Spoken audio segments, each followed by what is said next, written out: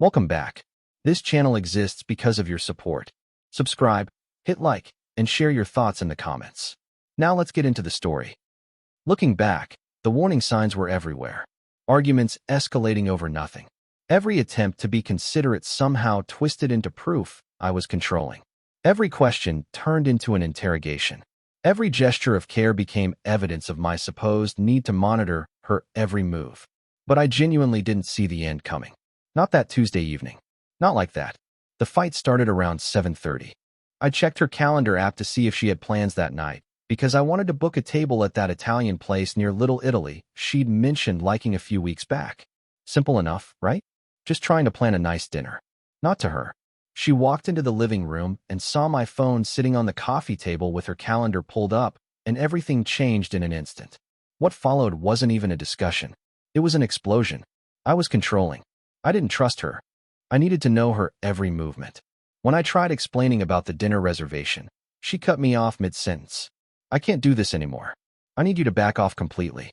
That's when I noticed the overnight bag by the door. Already packed. Laptop unplugged. Cord wrapped in that precise way she always did it. Car keys in her hand. She wasn't yelling anymore. Just eerily calm. Back off from what? What did I do? She wouldn't engage. Wouldn't explain. Just kept saying she needed space. Real space. She was staying with Trish for a while and would reach out when she was ready on her terms. Don't call me. Don't text me. Just don't. The door closed at 7:53 p.m. I stood there for a solid minute, staring at where she'd been standing, half expecting her to come back through it and say she'd overreacted, that we could talk this through like adults. She didn't. The apartment felt too big suddenly. Not physically larger, but emptier in a way I'd never experienced before. My footsteps echoed on the hardwood floors as I walked to the kitchen. Her coffee mug from that morning sat in the sink, lipstick stains still visible on the white ceramic rim. I could hear the neighbor's TV through the wall, something I'd never noticed before because there was always conversation filling our space. Music playing, her on phone calls, the ambient noise of two people sharing a life. Now there was just silence and the muffled sound of a game show next door. I slept on the couch that night. The bedroom felt wrong somehow. Too intimate. Too much a space we'd shared. Woke up at 3:17 a.m. and checked my phone like an idiot, squinting at the bright screen in the darkness. No messages. No missed calls. Nothing. Spent the next 2 hours replaying the fight frame by frame, trying to pinpoint exactly what triggered it. The calendar? Something I'd said earlier that day? Something from last week that had been building? Was I actually controlling, or was I just being considerate in a way she decided to interpret as controlling? The questions spiraled with no answers. Wednesday morning, I made coffee and went through the motions. Got to work on autopilot. Around 11:30, sitting at my desk with half-eaten lunch, I made a decision. Sent her one text. Hey, I just want to make sure you're okay. Can we talk about what happened? Watch my phone for 10 solid minutes. Nothing. Then at 2:45, her response arrived. I told you not to contact me. I meant it. Back off. My stomach dropped. I typed back carefully. I understand. I'm sorry. 5 minutes later, another text from her. You never listen. This is exactly the problem. Just stop. I set the phone down and stared at it for a while. She'd been crystal clear. Don't contact her. I tried once, got shut down hard, and she accused me of not listening. Fine. That evening after work, I sat on the couch in the same spot where I'd slept the night before and opened my phone settings. The apartment was quiet again, but this time it felt different. Less oppressive. More like possibility. One by one, I made changes. First, notifications from her number. Turned them completely off. Texts would still come through, but silently. No alerts popping up on my screen. No badges accumulating on my messaging app. No banners interrupting whatever I was doing. Nothing. Second, location sharing. We'd had Find My Friends active for years, mostly for practical reasons. Checking if the other person was on their way home, seeing if she was stuck in traffic, that kind of thing. I disabled it completely. She could no longer see where I was at any given moment. The idea should have felt strange. Instead, it felt like taking off a too tight watch I'd forgotten I was wearing. Third, I scrolled to favorites. Her name sat at the top of the list where it had been for 8 years. Removed. Just like that. Fourth, emergency contacts. Wife. Allison was listed first. I changed it to brother, Patrick. Practical. Necessary. Final in a way that made my chest feel both heavy and light simultaneously. Fifth, Instagram. I didn't block her. That felt too dramatic, too much like making a statement, but I unfollowed. Stopped her posts from appearing in my feed. Last, I went into messaging settings and turned off read receipts specifically for her number. She wouldn't know when I'd seen her messages anymore, if she sent any. When I finished, I set the phone down on the coffee table and exhaled fully for what felt like the first time in days. My shoulders, which I hadn't realized were up near my ears, dropped and relaxed. The knot in my stomach that had been there since Tuesday evening loosened slightly. She said to back off. So I did. Completely. Digitally. Practically. In every measurable way. Thursday morning felt different. I made myself a full breakfast, scrambled eggs with cheese, bacon, wheat toast with real butter. Allison always complained about heavy breakfasts. Too much cholesterol, you'll feel sluggish. Why do you eat like that? I ate every bite and felt great. At work, Neil stopped by my desk. You seem different today. Different how? I don't know. Less stressed maybe? Just slept better. That Friday evening, my phone buzzed with a text from Bryce. Hadn't heard from him in months. Beach volleyball tomorrow morning, 10 a.m. You in? Been too long, man. I started typing can't, sorry, then stopped. Why couldn't I? Allison wasn't here. She'd told me to leave her alone. I deleted my response and typed a new one. Yeah, I'm in. See you at 10. His reply came fast. No way. For real? Awesome. Saturday morning, I showed up at the Pacific Beach volleyball courts at 9:55. The marine layer hadn't burned off yet, leaving everything cool and gray. Sand was damp under my sneakers. Bryce was already there with 3 other guys and his girlfriend Morgan. Holy shit, you actually came. Morgan, this is the friend I've been telling you about. The one who disappeared. Morgan extended her hand. Nice to meet you. Bryce talks about you constantly. We played for 2 hours. I was rusty, but muscle memory kicked in faster than expected. The familiar burn in my calves from jumping in sand. The satisfying thud of a good block. By the second hour, I was keeping pace, even making plays that drew genuine reactions from the other guys. Someone suggested lunch afterward. I said yes without hesitating, without checking my phone first, without wondering what Allison might think. We ended up at a taco shop on Garnet Avenue. All 7 of us crammed into a booth. Bryce finally asked the question I knew was coming. So what happened? You just vanished for like 3 years.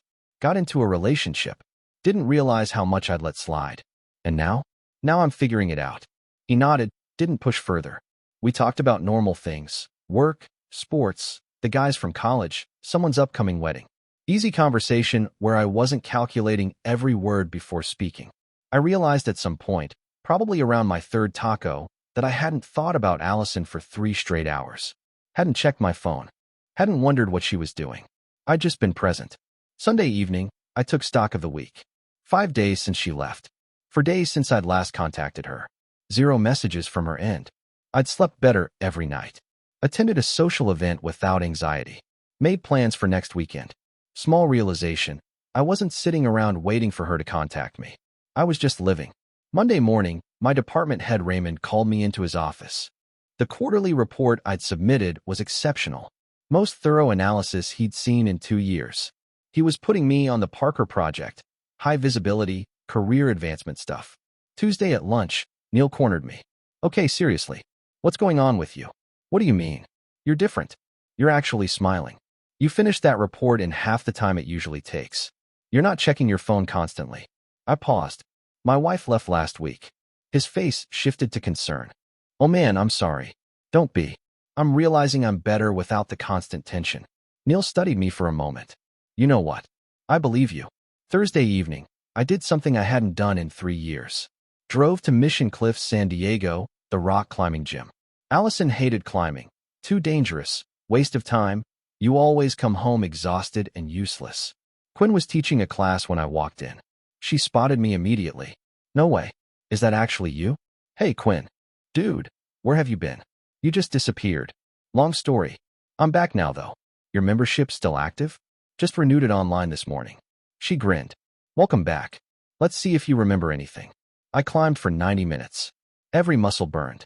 It felt incredible. Friday evening, my phone rang. Unknown number. Hello?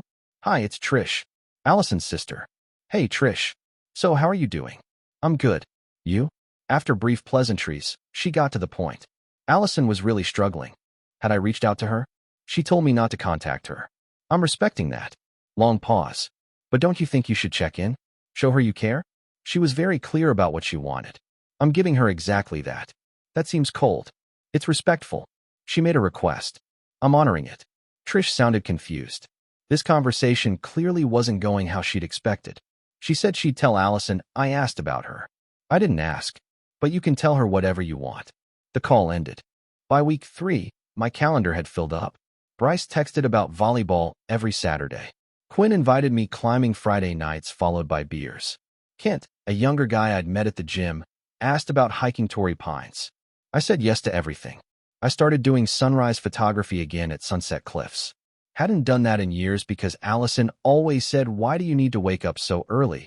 Just take pictures later. You're wasting sleep." Posted one shot to Instagram. Got 47 likes in an hour and 3 comments asking where I'd been. Thursday of week 3, Jordan called. Allison's best friend. "We need to talk about what you're doing to Allison." "What am I doing?" "You're ghosting her. She's devastated. She told me to back off and not contact her." I did exactly that. She didn't mean it literally. How else should I interpret "don't call me"? Don't text me. Just don't. She wanted you to show you care by trying anyway. That's manipulation. If she wants to talk, she knows where to find me. Jordan hung up on me. Week 4, I'd settled into a rhythm. Woke at 6 every morning, made a full breakfast without criticism, got to work early. Focused work with 0 phone distractions. Lunch with Neil talking about the Parker project. Evenings split between climbing gym, volleyball, and photography. Home by 9, in bed by 10:30. Sleeping 7.5 hours solid. Wednesday afternoon, Raymond called me in again. The Parker project preliminary results were impressive. He was recommending me for senior scientist position. Significant raise, more autonomy, leadership role. Whatever's changed in the last month, it's working. Thursday evening, Trish texted. "Allison is really hurt that you haven't reached out. Can you please just call her?" I responded simply. She told me not to. I'm following her instructions. Trish, you're being stubborn. I'm being consistent. Friday, Allison's mom left a voicemail. They'd always gotten along. She said Allison needed to hear from me, that there'd been some miscommunication, that Allison made a mistake and was too proud to admit it. Please just think about it. I didn't call back. Monday morning of week 5 changed everything. I had a major meeting scheduled, quarterly review with Raymond and the entire executive team. 7:30 a.m. start time. This was the big one. Presenting the Parker Project preliminary findings to people who could greenlight the full expansion or shut it down completely. My phone went in my bag on silent before I even left the apartment. Notifications from Allison's number had been off for 4 weeks anyway, so it's not like I would have seen anything even if I'd kept it on my desk. But meetings like this, you don't keep your phone out. You're professional. You're focused. You're present. The meeting ran long. Really long. We went deep into the data, discussed expansion possibilities, examined timeline projections, debated resource allocation. Questions came from every direction. The CFO wanted cost-benefit analyses. The VP of Operations wanted feasibility assessments. Raymond backed my work consistently, which helped, but I still needed to defend every projection, every assumption, every conclusion. When we finally wrapped up at 11:15, I was mentally exhausted but also energized in that way you get when something significant goes exceptionally well. Several executives had nodded approvingly. The CFO said she was impressed. Raymond caught my eye as everyone filed out and gave me a subtle thumbs up. Back at my desk, I sank into my chair and pulled out my phone to check if Neil had texted about lunch plans. The notification on my lock screen read, 91 messages. I sat there staring at those 2 numbers for several seconds, not quite processing. 91. That couldn't be right. I opened my phone and scrolled through them, watching timestamps fly past. All from Allison. Every single one. Starting at 8:42 a.m. "Hey, are you there? Hello? Can we talk? Please respond. I need to talk to you." 9:35 a.m. "Why aren't you answering? This is important. Are you seriously ignoring me right now? I can't believe this. Answer your phone. Where are you?" 10:22 a.m. "This is ridiculous. You can't just ignore me. I need to see you. Answer me." They escalated from there. Confusion turning to frustration, turning to anger, turning to desperation, and back to anger again. By 10:57 a.m., the final message arrived. Fine. I'm coming to your office. 39 missed calls. All from her number. All during the 3.5 hours I'd been in that conference room presenting what might be the most important work of my career. I sat back in my chair, phone in both hands, and felt nothing like what I'd expected to feel. No panic. No guilt. No immediate urge to call her back and explain. Just a strange, detached observation. She'd sent 91 messages in just over 2 hours. I typed a response, kept it simple. I was in a meeting. What's going on?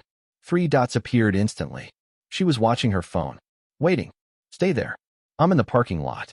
The receptionist called my desk 5 minutes later. Someone here to see you. She says it's urgent. She seems upset. I knew who it was. My stomach tightened, but I stood up and walked to the lobby anyway. Walking to the lobby felt surreal. My building has glass walls everywhere, part of that open office design philosophy that's supposed to encourage collaboration. Through the transparent panels, I could see her standing near the reception desk even before I reached the main area. Hair uncombed, pulled back in a messy knot. Eyes red and swollen. Hands shaking visibly. She was wearing sweatpants and an old college hoodie, clothes I'd never seen her wear outside the apartment. The lobby had glass walls everywhere. Open floor plan. At least 15 people nearby, most pretending not to watch, but definitely watching. Some getting coffee, others waiting for meetings. I could feel their attention shift as I approached. She saw me and walked over quickly, almost stumbling. Where were you? Why didn't you answer? I kept my voice calm and low, aware of our audience. I was in a meeting. My phone was off. For 3 hours? It was an important presentation to the executive team. I called you 39 times. I didn't see them. I was working. She was crying now, not quietly, not making any attempt to control her volume. Several colleagues had stopped moving entirely. Why didn't you reach out? It's been 4 weeks. You told me not to contact you. I respected your request. I didn't think you'd actually do it. Around us, the workplace had gone nearly silent. Neil stood frozen near the coffee station, mug halfway to his mouth. 2 women from accounting stared openly. Raymond walked by with a folder, slowed down, made eye contact with me. His expression asked if I needed help. I gave a subtle head shake. I lowered my voice further. You said, and I quote, "Don't call me. Don't text me. Just don't." I took you at your word. You were supposed to fight for us. The words echoed off the glass. Someone's phone buzzed unanswered. A door opened and closed somewhere. Fight for us. You told me to back off. I did. That's what you wanted. No. Her voice echoed. I wanted you to show you cared. We can't do this here. This is my workplace. I don't care. You've been ignoring me for a month. I haven't been ignoring you. I've been giving you exactly what you asked for. Raymond appeared again, slower this time, watching the scene. Our eyes met briefly. I turned back to Allison. We need to leave. Now. Not until you explain why you abandoned me. I didn't abandon you. You left. You told me not to contact you. Those were your words. She sobbed openly. Everyone in the lobby stared. Let's go outside. Please. She finally nodded. In the parking lot, away from the glass walls and watching eyes, she kept crying. I can't believe you just disappeared. You told me to. I didn't mean forever. You said you'd contact me on your terms. I was waiting for you to do that. For 4 weeks? You couldn't check in once? You were very clear. You said if I contacted you, it proved I wasn't listening. So I listened. She stared at me. You've changed. You've mentioned that. You're cold now. You don't care about me anymore. I took a breath. I care enough to respect your words. If that's cold, I don't know what else you want. I want you to want to be with me. Then why did you leave? Why did you tell me to back off? Because you were suffocating me. Always asking where I was, what I was doing. I checked your calendar to make dinner reservations. That's not suffocating. That's planning. You don't understand. You're right. I don't understand. You asked for space. I gave you all of it. And now you're upset that I actually did what you asked. Silence stretched between us. Can we talk about this? Properly? When? Tonight. At home. Not at home. Neutral place. Balboa Park, 6 o'clock. By the Botanical Building. Why not home? Because I need boundaries. You showed up at my workplace. That's not okay. We'll talk in public. Fine. 6 o'clock. She drove away. I returned to the office. Neil intercepted me immediately. You okay? Yeah. That was intense. It was. You handled it well. Stayed calm. Thanks. At my desk, I realized my hands were shaking. But I also realized something else. I wasn't backing down. I arrived at Balboa Park at 5:55 p.m. The sun hung low over the buildings, casting everything in golden hour light. Tourists wandered around with cameras. A street musician played guitar somewhere nearby. The botanical building stood elegant and aging against the early evening sky, its wooden lath structure filtering light in geometric patterns. She was already on a bench near the entrance, hands folded in her lap. I could see she'd cleaned up since this morning. Hair brushed, makeup reapplied, wearing actual clothes instead of the sweatpants. She'd been crying again, though. You could tell from the puffiness around her eyes. I sat beside her on the bench, deliberately leaving a foot of space between us. Close enough to talk, far enough to maintain the boundary I'd established by insisting on this public meeting instead of our apartment. Thank you for coming. You said we needed to talk. I've had a lot of time to think over these 4 weeks. She took a breath. I made a mistake. I shouldn't have left like that. I shouldn't have told you not to contact me. I waited, said nothing, let her continue. I was scared. You were always so present. Always there. Always asking about my day, my plans, my schedule. I felt like I couldn't breathe. Like I had no space that was just mine. She twisted her hands together. But then when you actually gave me space, when you really backed off completely, I realized I didn't want it. I wanted you to be there. So you tested me. She hesitated, seemed to wrestle with the admission. Maybe I did. I don't know. Maybe subconsciously. You wanted to see if I'd chase you. If I'd ignore what you said and contact you anyway. I wanted to know you cared enough to fight for us. And when I didn't chase you, when I took your words at face value, you decided I didn't care. You really didn't contact me for 4 whole weeks. You told me not to. Explicitly. In very clear terms. But you could have. No. I said it firmly enough that an older couple walking past glanced over. I softened my tone, but kept the firmness. I couldn't. You set a boundary. A very specific boundary. I respected it. That's how healthy communication works. You say what you mean. I listen. I take you seriously.